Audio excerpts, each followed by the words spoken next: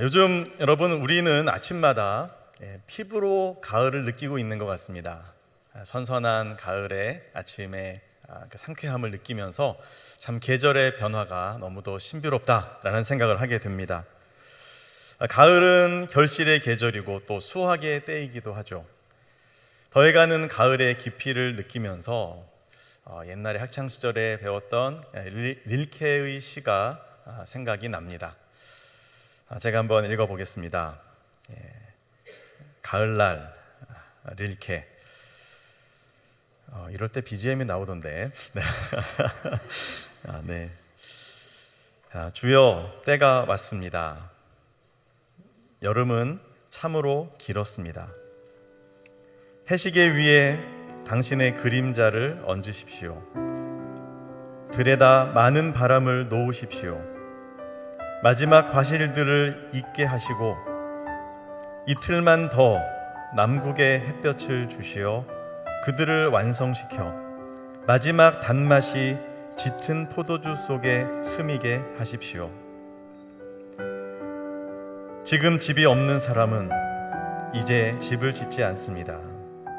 지금 고독한 사람은 이후도 오래 고독하게 살아 잠자지 않고 읽고 그리고 긴 편지를 쓸 것입니다. 바람에 불려 나뭇잎이 날릴 때 불안스러이 이리저리 가로수길을 헤맬 것입니다. 좋지 않습니까? 여러분, 여름이 어느덧 지나고 이제 마지막 과일이 익어가는 가을이 되었습니다. 가을은 추수를 미룰 수 없는 수확의 때이기도 합니다. 예수님은 요한복음 4장에서 추수의 때라는 말씀을 하시죠. 요한복음 4장 35절 36절 말씀입니다. 너희는 넉 달이 지나야 추수할 때가 이르겠다 하지 아니하느냐? 그러나 나는 너희에게 이르노니 너희 눈을 들어 밭을 보라. 희어져 추수하게 되었도다.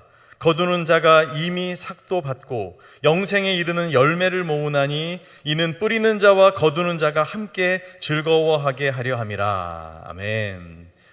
예수님이 말씀하시는 추수, 이 추수에 따르는 것은 무엇에 대한 것일까요? 농사가 아니라 바로 영혼에 대한 이야기입니다. 영혼의 밭이 희어졌다는 것입니다. 벌써 마지막 때가 다 되어가서 사람들의 영혼이 천국을 절실하게 필요로 하는 그 시기가 다다른 겁니다. 예수님은 이와 같은 그들의 영적인 상황을 앞선 우리가 읽은 본문 앞에 있는 마태복음 9장 36절에서 이렇게 바라보고 계십니다. 무리를 보시고 불쌍히 여기시니 이는 그들이 목자 없는 양같이 고생하며 기진함이라. 목자 없는 양, 얼마나 비참합니까? 아무도 돌보지 않고 온갖 위험이 도사리고 있는 그 속에서 고생하고 지쳐있는 그들의 모습. 저들의 마음과 영혼이 이처럼 너무도 힘들고 곤고하다는 겁니다. 하나님의 위로를 받아야 하고 하늘의 소망을 품어야만, 그래야만 살 수 있는 그런 절박한 상태인 거죠. 복음이 정말로 필요하고요, 하나님의 구원이 절실한 영혼들. 인생의 밭이 희어졌습니다. 더 이상 지체할 시간이 없는 겁니다.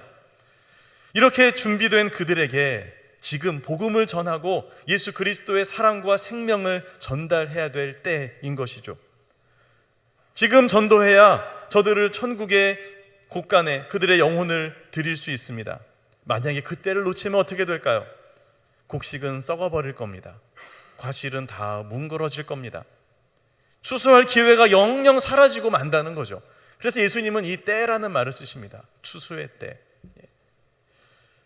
이 귀한 기회를 놓치지 않고 붙잡아서 영적인 추수를 우리가 해야 되는데요, 신천지가 말하는 그런 추수가 아니라 정말로 복음을 전해서 생명을 살리는 추수 말입니다.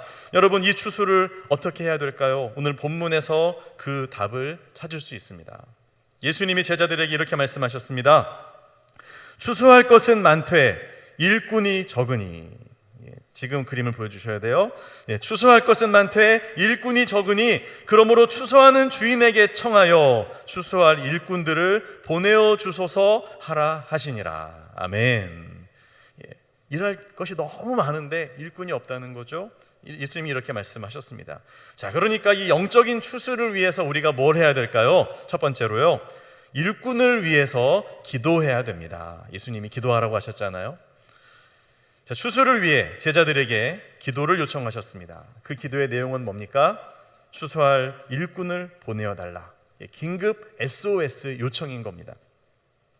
자, 추수할 영혼은 많다고 하세요. 아닌데요? 저는 전도할 사람이 없는데요. 제 주변에 교회 가겠다는 사람 아무도 없고요. 전도해도 교회 오지도 않는데요. 아유, 이 시대는 전도가 안 돼요. 사람들이 그렇게 말하죠.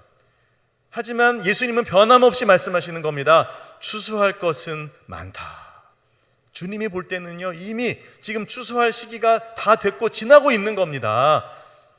자, 그러니까 이런 얘기가 되는 거예요. 추수할 시기가 됐는데 그들에게 생명을 전해줄 일꾼이 없다. 우리로 말하면 이런 겁니다. 자, 교회에 오고 싶은 사람들이 있는데, 갈급한 영혼들이 많은데 그들에게 교회 가자라고 말해줄 사람이 없는 겁니다. 자, 교회에 와서 등록을 하는 분들은 많아요. 올해도 벌써 우리가 몇 분이나 등록을 하셨습니까? 등록 신청을 하셨습니까? 이렇게 등록 신청을 하시는 분들은 많은데 그들을 사랑으로 돌보고 챙겨서 정착하도록 하는 사람이 없다는 거죠. 그렇게 친구가 되어줄 사람이 없다는 겁니다. 교회 오든 말든 나는 내 일 아니고 나는 내 신앙 내가 지킨다. 전혀 사람들이 신경을 안 쓰면 그들을 누가 챙깁니까? 챙길 사람이 없다. 이런 의미일 수도 있죠. 또 새가족 교육을 마치고 이제 마을로 교구로 들어가야 하는데 그들을 품어줄 소그룹이 없는 겁니다. 그들이 몸담고 대화할 상대가 없고, 또 그들을 그리스도의 제자로 자라게 할 양육자가 없다면 우리는 기도해야 하는 것입니다. 예수님의 이 명령에 따라서 말이죠. 하나님, 추수하는 주인 되신 주님, 주님의 제자들을 보내주십시오. 그래서 이 영혼들을 돌볼 수 있도록 추수하는 일꾼들을 일으켜 주십시오라는 이 기도를 해야 되는 겁니다. 하나님이 우리 소정교회에 아무리 100명, 1000명 보내주시면 뭐합니까? 그들을 돌볼 사람이 없으면 다 떠돌다가 그냥 다 흩어지고 말 겁니다. 여러분, 한 명 전도하기가 얼마나 힘든데 그렇게 교회에 오신 분이 정착을 못하고 하나님을 못 만난다면 그것보다 안타까운 일이 있습니까? 주님의 마음이 너무 아프신 거예요. 무리를 보시고 불쌍히 여기십니다. 왜요? 목자 없는 양처럼 고생하고 유리하고 있으니까요. 그래서 제자들에게 말씀하시는 거잖아요. 너희가 기도해라, 기도해라. 그 기도를 하면 하나님이 응답하신다는 겁니다. 여러분, 우리가 이 추수할 일꾼들을 위해서 또 전도를 위해서 기도하지 않으면 어떻게 될까요? 그러면 전도의 기회를 영영 잃어버리게 되겠죠. 그리고 전도가 중요하다고 생각을 안 하게 될 겁니다. 전도하는 사람, 그 사람들을 인정해 주지 않을 겁니다. 반면에 우리가 정말로 추수할 일꾼을 위해 기도한다면 그 잃어버린 영혼들을 사랑하는 마음으로 저들을 위한 공급과 또 도움을 하나님께 요청한다면 여러분, 전도하는 성도들이 귀하게 보일 거고요. 우리가 성도 수가 많지만 다 전도하시는 거 아니잖아요. 전도하시는 분들이 계셔요. 그분들이 얼마나 귀한지를 우리가 알게 될 거 아니겠습니까? 그리고 또 새가족 사역이 소중하게 여겨질 겁니다.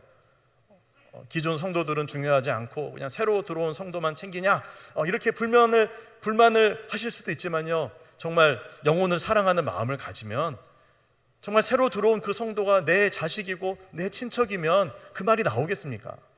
나는 예수님 믿고 구원받았는데 아직 하나님을 알지 못하는 영혼들이라면 그들을 돕는 것이 당연하지 않을까요? 어른이 아이를 챙겨야지 어떻게 아이가 어른을 챙길 수 있겠습니까?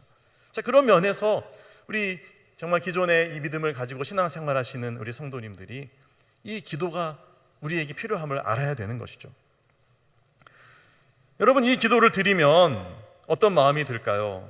그렇게 초대를 받아서 우리 초청주일에 우리 교회 앞에 와서 앞에 앉아서 예배드리는 초청받아 오신 분들, 그분들이 귀하게 여겨질 것 같아요.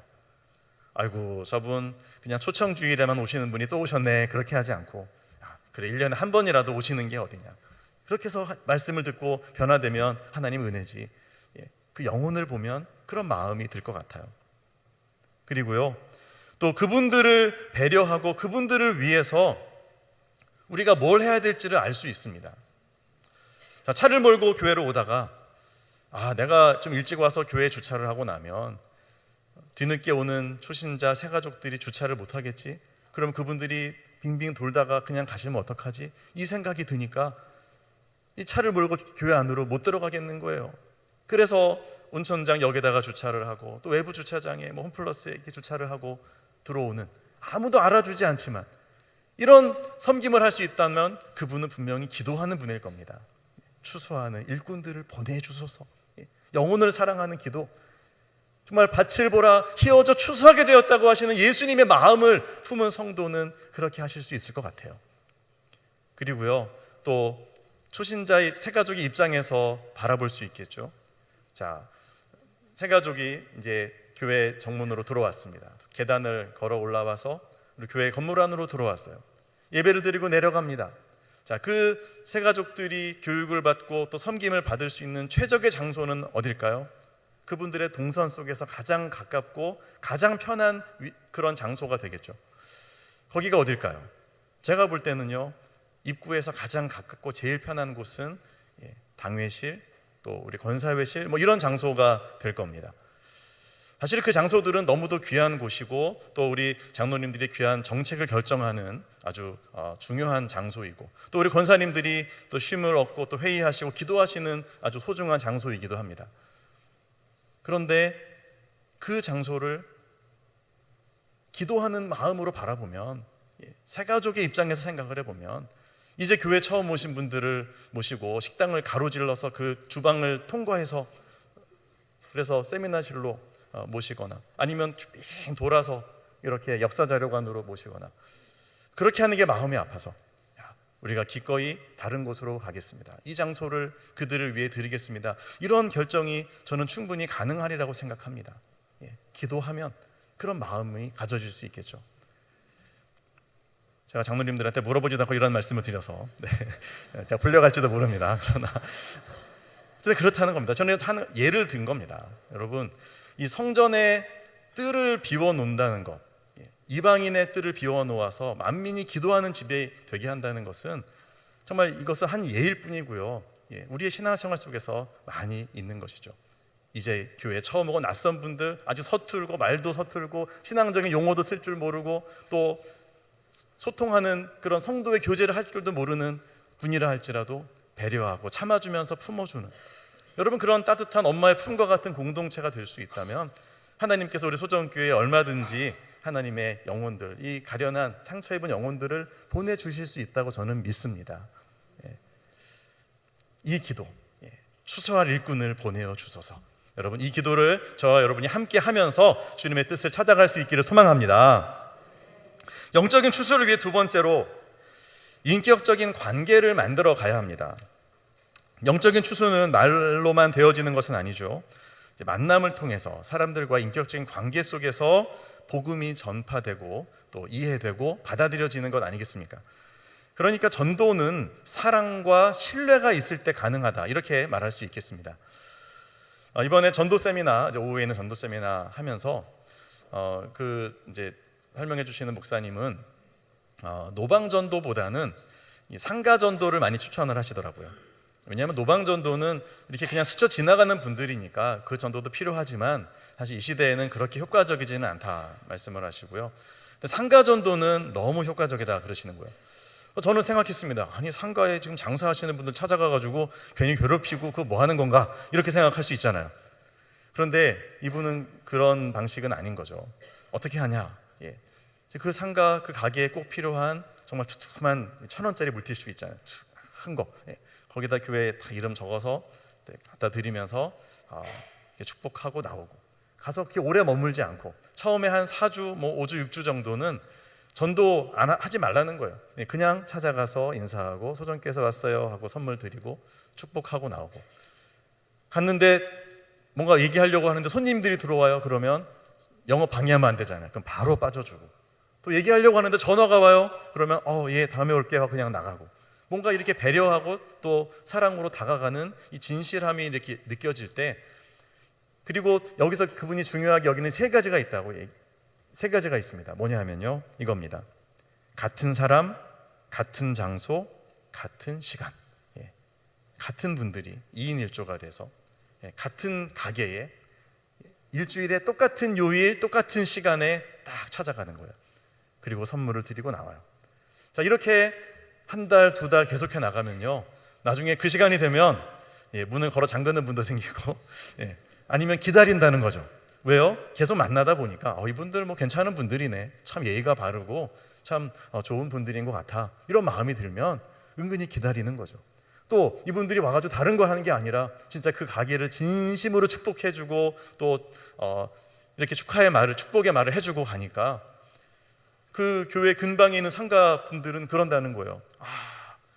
우리 목사님 이렇게 얘기한대요. 우리 아무개 교회 성도들, 본인들은 교회도 안 나가면서. 그래서 왜 그렇게 하나 했더니 그분들이 우리 왜 기도해 주잖아요. 이 마음을 가지는 거죠. 관계. 여러분, 이런 관계를 맺어가고 나서 그 다음에 전도가 이루어지는 것입니다. 그렇지 않습니까? 서로 얼굴도 모르고 처음 본 사람한테 예수님 믿으세요 그러면 누가 좋아하겠습니까? 누가 처음 본 사람이 어디 가자고 하는데 기꺼이 따라가겠습니까? 뭘 알고 어떻게 믿고 이 세상, 지금처럼 이런 험한 세상에 그렇게 가도 안 되고 갈 수도 없는 거죠. 그런데 진짜 알아가면 알아갈수록 참 좋은 분들이다, 신뢰할 만한 사람들이다, 신뢰가 형성이 되고 관계가 맺어지면 그러면 그분들이 전하는 복음에도 귀를 열 수 있는 것 아니겠습니까? 이 전도의 초점이, 핵심이 바로 거기에 있다라는 이야기입니다. 자, 지난주에 이제 이 설명을 같이 들으신 한 장로님께서 본인의 경험을 얘기를 해주시더라고요.